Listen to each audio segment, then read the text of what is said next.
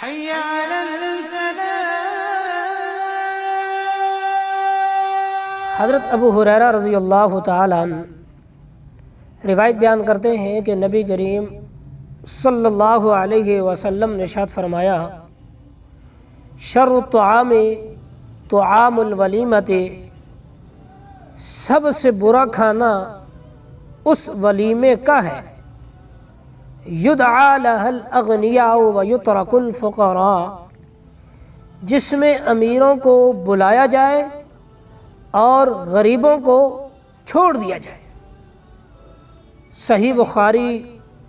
صحیح مسلم اور ابو داؤد میں یہ روایت موجود ہے۔ اس حدیث مبارکہ میں اللہ کے پیارے حبیب علیہ الصلاۃ والسلام نے ان لوگوں کو جھنجھوڑا ہے، ان لوگوں کو متنبہ کیا ہے، انہیں ڈانٹا ہے، توجہ دلائی ہے کہ یاد رکھیے گا سب سے برا کھانا وہ ہے جس میں تم امیروں کو مدعو کرو، جس میں اپنے من پسند لوگوں کو بلایا جائے، جس میں اپنے محبوب ترین لوگوں کو بلایا جائے، وزراء کو، مشیروں کو، وزیروں کو، بادشاہوں کو اور امیر زادوں کو، شہزادوں کو دعوت دی جائے، لیکن اس میں غرباء مساکین کو چھوڑ دیا جائے، انہیں دعوت نہ دی جائے۔ خواہ وہ غرباء، وہ مساکین، ان کا تعلق آپ کی رشتہ داری کے ساتھ ہو، آپ کے پڑوس کے ساتھ ہو، آپ کے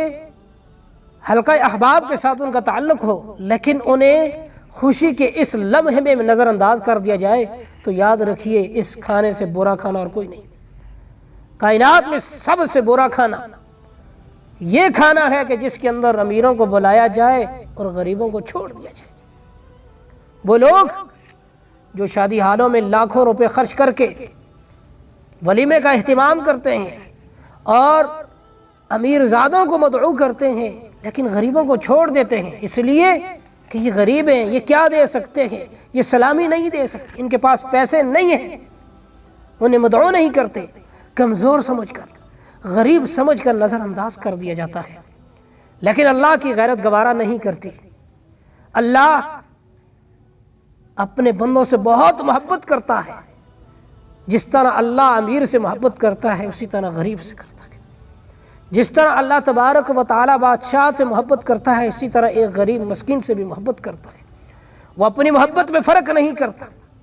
اور رب کو یہ گوارا نہیں کہ کوئی امیروں کو بلائے اور غریبوں کو چھوڑ دے۔ آج شادی حال امیر لوگوں کے لیے بک کرائے جاتے ہیں، غرباء، مساکین، محتاج قسم کے لوگ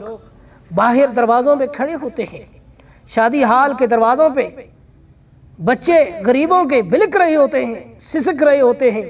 حسرت بری نگاہوں سے دیکھ رہے ہوتے ہیں کہ شاید کوئی ہمیں بلائے اور کہے کہ آ جاؤ تم بھی ہمارے ولیمے میں شامل ہو جاؤ۔ ان کی نگاہیں دیکھ رہی ہوتی ہیں، بھوک سے بلک رہے ہوتے ہیں، تڑپ رہے ہوتے ہیں کہ شاید کوئی اللہ کا بندہ ہو جو ہمیں بھی کہے کہ آؤ تم بھی شامل ہو جاؤ ہمارے خوشیوں میں۔ لیکن نہیں میرے بھائیوں، ظلم تو یہ ہے کہ شادی حال کے دروازوں سے ان غریبوں کو، ان بچوں کو، ان معصوموں کو دھتکارا جاتا ہے، دھکے دیے جاتے ہیں، ڈانٹا جاتا ہے، جھڑکا جاتا ہے کہ تم یہاں کیا کر رہے ہو، راستہ چھوڑ دو، یہاں سے نکل جاؤ، یہ تمہاری جگہ نہیں ہے، یہاں تو صرف امیر آ سکتے ہیں، تم تو غریب ہو۔ اور یاد رکھنا کائنات کے لوگوں، یہ وہ غریب ہیں کہ جو جنت میں سب سے پہلے داخل ہوں گے، یہ وہ غریب ہیں کہ اللہ تعالیٰ انہیں جنت میں عالی شان محل عطا فرمائیں گے۔ اگر کل جنت میں یہ لوگ آپ سے بلند و بالا مقام پر فائز ہو گئے، وہاں بلند و بالا محلات کے اندر اگر یہ رونق افزا ہوئے تو تمہارا کیا بنے گا؟ تم کیا کرو گے وہاں اگر وہاں یہ تم سے بازی لے گئے؟ تو میرے بھائیوں، ایسا ظلم نہ کرو۔ یہی وہ غریب ہیں کہ جن کو ہم اپنی پریشانی میں اور غمی کے عالم میں یاد کرتے ہیں تو یہ اپنے سارے کام کاج چھوڑ کر ہمارے پاس آتے ہیں، ہمارے غموں کا مداوع کرتے ہیں، ہماری پریشانی میں ہمارا سہارا بنتے ہیں۔ اور کوئی بادشاہ فوت ہو جاتا ہے تو یہی غریب ہیں جو قبر کھودتے ہیں، یہی غریب ہیں جو نہلاتے ہیں، یہی غریب ہیں جو کندھا دیتے ہیں، یہی غریب ہیں جو پریشانی کے عالم میں، فوتگی کے عالم میں، جس گھر میں فوتگی ہوئی ہو اس گھر کا نظام سنبھالتے ہیں۔ لیکن جب تم خوشیوں میں ہوتے ہو، خوشیوں کے لمحات میں مبتلا ہوتے ہو تو ان غرباء کو بھول جاتے ہو، لیکن جب تم پر مصیبتیں آتی ہیں تو پھر تم غریبوں کو یاد کرتے ہو، پھر تمہیں غریبوں کی یاد ستاتی ہے، لیکن جب خوشی کے لمحات آتے ہیں تو کیوں بولتے ہو؟ تو میرے بھائیوں، ہمیں چاہیے کہ ہم اس تفریق کو مٹا دیں، معاشرے کے اندر یہ جو ناسور پھیلا ہوا ہے اس کو ختم کریں، اس تفریق کو ختم کریں۔ جہاں ہم امیروں کو دعوت دیں